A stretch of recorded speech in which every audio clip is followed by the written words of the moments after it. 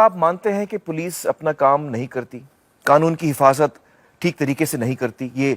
ये बात कहनी क्या जायज़ है? देखिए, अल्टीमेटली हमारे काम का मूल्यांकन जो है वो जनता को करना होता है। जी। मुझे भी अब लगभग 17 साल हो गए हैं पुलिस में। जी। और देखता हूँ जगह जगह पब्लिक में बहुत ज़्यादा गुस्सा है, बहुत ज़्यादा नाराज़गी है, बहुत ज़्यादा डिसअपॉइंटमेंट है पुलिस की वर्किंग के बारे में।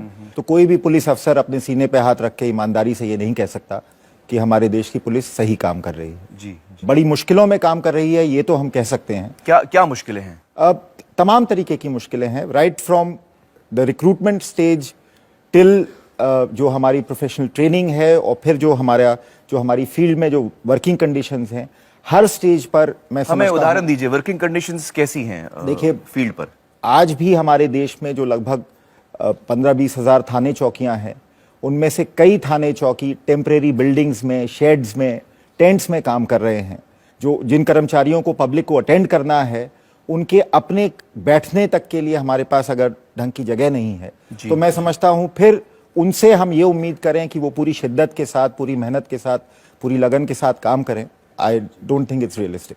तो और क्या क्या दिक्कतें हैं? मतलब एक थाने में क्या क्या दिक्कतें होती हैं? थाना इज एक्सपेक्टेड टू वर्क 24/7। कभी कभी सुबह सुबह किसी मर्डर की सूचना आ जाएगी, कभी कभी देर रात कहीं पे किसी तनाव की सूचना आ जाएगी, कोई भी एक्सीडेंट की लेकिन ये तो पुलिस का काम है इन सब चीजों नहीं, से ये हमारा झेलना। तो उस काम को अंजाम देने के लिए जो लेवल ऑफ रिसोर्सेज हमारे तो समाज में रिसोर्सेज किस किस्म के, मतलब क्या चीजें नहीं हैं ऑफ पुलिस एवरी के पास? काइंड। गाड़ियां कम हैं, सबसे बड़ी दिक्कत मैन पावर बहुत कम है।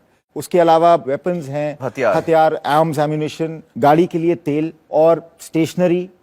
तो मतलब पेट्रोल कम मिलता है? आमतौर पर जहां उत्तर प्रदेश और उत्तराखंड जहां मैंने काम किया है, वहां पे 150 लीटर या बड़े थानों में 250 लीटर कुछ थानों में कर दिया है। तो महीने का 150 लीटर, अगर 250 आप लीटर एक थाने में 150 लीटर तेल दे रहे हैं, तो इन एसेंस आप उस थाने को कह रहे हैं कि आपकी जितनी भी जिम्मेदारियां हैं, पब्लिक की जितनी भी एक्सपेक्टेशंस हैं, वो 5 लीटर डीजल में आपने पूरी करनी है। दिन का 5 लीटर आपको मिलेगा, तो वो कितने जल्दी खत्म हो जाता है महीने के? अगर पीसफुल इलाका है तो 15-20 दिन खिंच जाएगा वो पेट्रोल का अलाउंस। तो बाकी 10 दिन क्या करते हैं? बाकी 10 दिन फिर वो थानेदार, जिसे हम आम भाषा में कहते हैं, अपने रसूख से वो थाना चलाता है। रसूख से मतलब? रसूख से मतलब यही कि वो फिर जो लोकल जो लोग हैं उनकी गुडविल पे डिपेंड करता है और उस गुडविल की उसको कीमत चुकानी पड़ती है।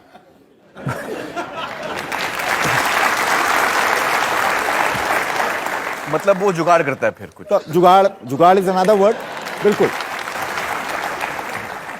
टेलीफोन्स हैं जी। टेलीफोन कई थानों में अभी भी हम ठीक से टेलीफोन की सुविधा नहीं दे मतलब पाते। मैं तकलीफ में हूं और मैं थाने में फोन करूंगा तो वहां शायद फोन नहीं लगे। अच्छा, और बिजली?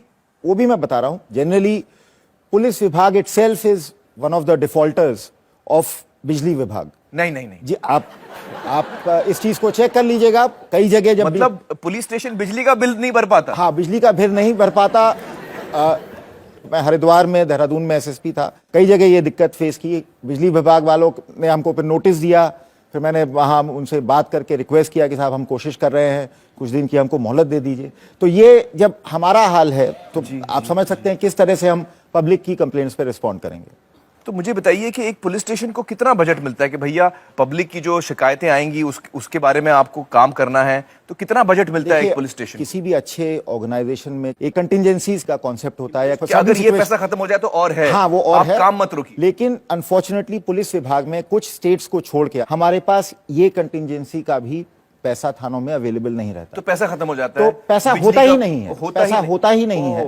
तो अब जैसे फॉर इंस्टेंस मान लीजिए कहीं एक्सीडेंट हो गया जी, और वहां पे कई सारे लोग घायल पड़े हैं या डेड बॉडीज हैं जी, उनको जाके लेके आना है, उनके लिए ट्रांसपोर्टेशन की व्यवस्था करनी है, तो उस सब इंतजाम के लिए भी कई बार हम पैसे नहीं होते हमारे पास। और फिर हम या गुडविल पर या जो लोकल लोग हैं उनको मतलब डरा धमका कर, पर्सुएड कर कर हम उनसे मदद लेने की कोशिश करते हैं अपनी बेसिक जिम्मेदारियों को पूरा करने के लिए। मैं एक्चुअली एक छोटी सी कहानी यहाँ बताना चाहूंगा। एक फिल्म मैंने की थी, सरफरोश।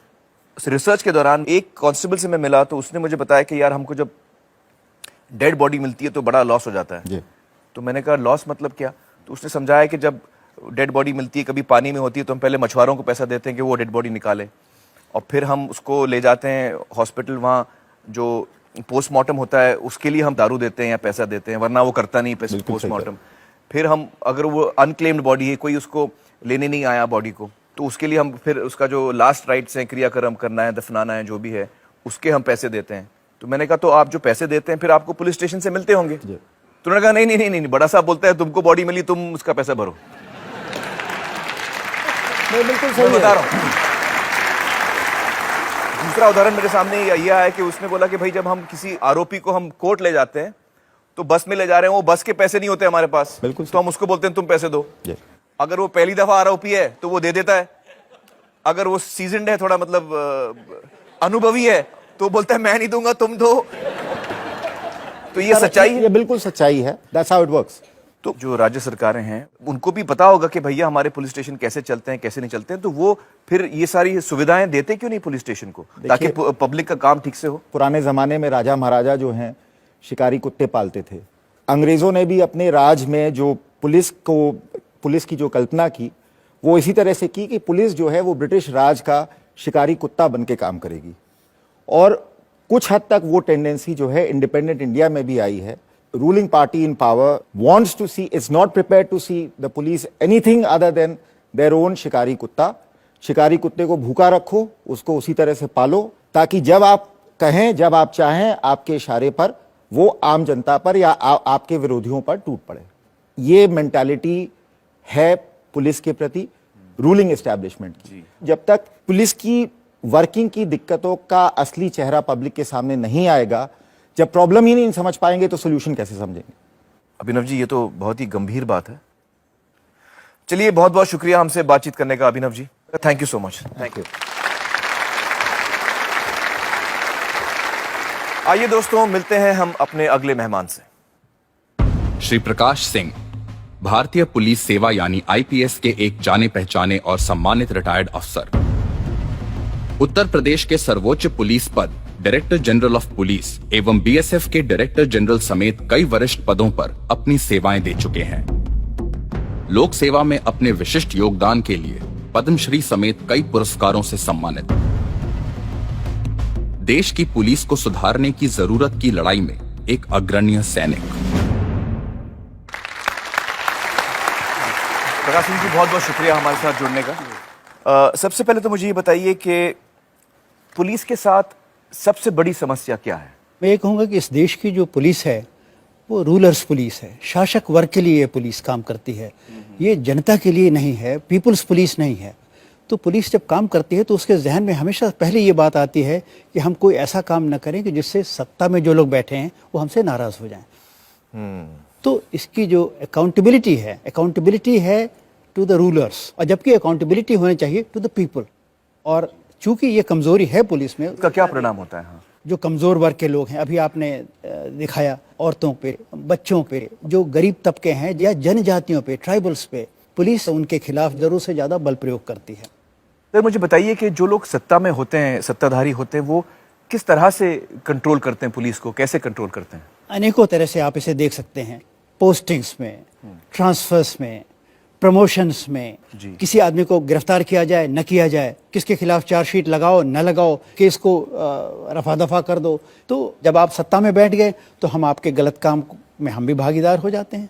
हमें बजाय इसके कि आपको हथकड़ी पहनाएं, हमें आपको सैल्यूट करना पड़ता है। आज वफादारी का कॉन्सेप्ट ये हो गया है कि आप हमारे प्रति वफादार हों, हम चाहे सही काम करें या गलत काम करें, ये वफादारी की नई परिभाषा हो गई है। तो अगर आप हमारे प्रति वफादार हैं, फिर आप कितने भी बेईमान हों, आपको हम अच्छी पोस्टिंग दे देंगे जी। तो इसका डाउन द लाइन डिसिप्लिन पे, मोरल पे असर पड़ता है, बहुत बुरा असर पड़ता है। तो हर रैंक पे लोगों ने अपने अपने राजनीतिक हस्तियों से कहीं ना कहीं लिंक जोड़ रखा है। और जैसे हमारा एक अधिकारी है, मैं सब इंस्पेक्टर हूँ, ये पुलिस अधीक्षक हूँ, तो ये साहब कुछ कहते रहे, अगर हमको नहीं सूट करता तो हम उसको नहीं फॉलो करेंगे, हम एमएलए साहब के पास चले गए।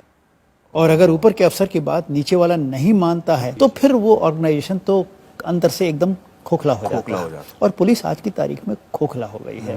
पुलिस तो ऐसा है, एक आम की गुठली की तरह है, जिसका सारा गूदा भी चूस लिया है, रस भी निचोड़ लिया है, बस केवल गुठली बच गई है।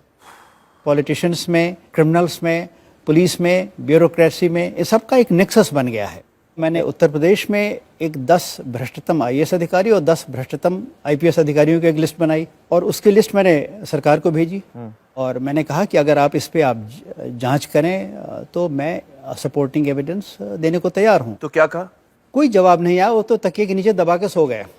और बल्कि एक अधिकारी ने फिर मुझसे मजाक में ये कहा कि सिंह साहब आपकी लिस्ट का सरकार को बड़ा फायदा हुआ। मैंने कहा क्या मतलब? उनको तो ऐसे लोगों की जरूरत है। तो आपने लिस्ट आपने थमा दी। छांट दी।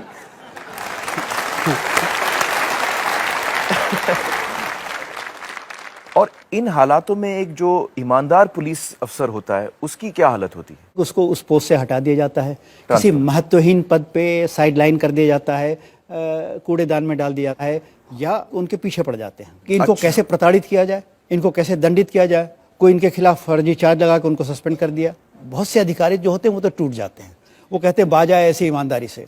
इससे अच्छा तो जो गंदी नाली बह रही है इसी बहती गंगा में हम भी हाथ धोएं और इसी तरह हम भी काम करते चलें।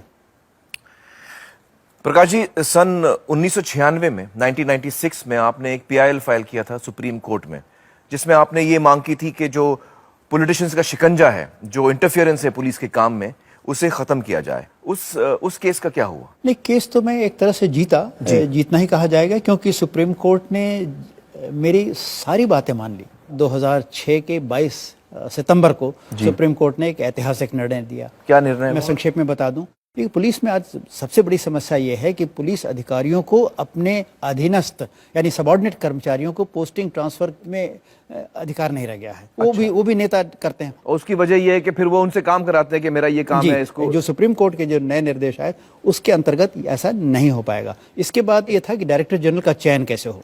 अभी आज की तारीख में यह है कि भाई किसका चयन होना, अरे वो आदमी हमारा फेवरेट है, उसको मैं दिन को रात कहूंगा तो वो कहेगा हाँ हुजूर ये तो बिल्कुल रात है, जिसको कहूंगा उसको वो फंसा देगा और भाई पैसे भी थोड़ा देता रहेगा। हाँ, मैंने कहा ये खत्म होना चाहिए। कौन लोग डायरेक्टर जनरल बनने के लिए उपयुक्त हैं इसकी लिस्ट बनाएगा यूनियन पब्लिक सर्विस कमीशन योग्यता के अनुसार। अब मुख्यमंत्री महोदय को उन्हीं 3 में से एक को चुनना पड़ेगा जी। तो इस तरह 7 ये सुप्रीम कोर्ट के निर्देश थे जी। तो पुलिस पे राजनीतिक नियंत्रण तो होगा परंतु शिकंजा नहीं होगा जी। तो ये ऑर्डर जो है ये सारी राज्य सरकारों को भेजा गया होगा, क्योंकि राज्य सरकारें इस पर फैसले ले सकती हैं। मैं लोगों को बता दूं कि पुलिस जो है वो एक स्टेट इशू है और सिर्फ राज्य सरकारें ही इस पर कदम उठा सकती हैं। तो उन्होंने क्या कदम उठाया इसके बाद? उन्होंने तो कह दिया नहीं हम आपकी बात सब सहमत हैं, हम इसको लागू करेंगे। पर कागज पे तो कह दिया है, पर जमीन पे अभी कोई परिवर्तन नहीं हुआ है। मतलब वो एक सुप्रीम कोर्ट के आदेशों के कंप्लायंस का स्वांग ड्रामा कर रहे हैं, नाटक कर रहे हैं।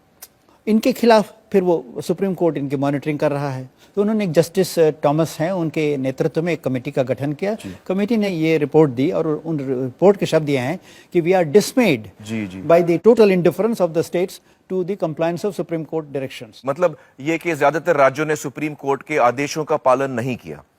दोस्तों, मैं आपको बता दूं कि हमने भी जस्टिस थॉमस का इंटरव्यू किया और इस विषय पर उनका क्या कहना था, आइए देखते हैं। One directive which no state had implemented and no state agreed to implement. एक निर्देश है जिसे किसी भी राज्य ने ना लागू किया और ना करने की तैयारी दिखाई कि एक स्वतंत्र समिति बनाए जो पुलिस के तबादले और प्रमोशन का निर्णय ले। एक राज्य के होम मिनिस्टर ने तो बड़ी बेबाकी से यहां तक कह दिया कि हमारा चुनाव लड़कर सत्ता में आने का क्या फायदा अगर हम पुलिस वालों का तबादला भी नहीं कर सकते। तो और कौन सा पावर है हमारे पास? For the policemen, what is the power we have? यानी वो चुनाव भी इस इरादे से लड़ते हैं कि पुलिस पर हुक्म चला सके। Get the police force under them. यकीनन ये बड़े दुख की बात है कि हमारे सुप्रीम कोर्ट के इस फैसले का इस तरह से उल्लंघन किया जा रहा है।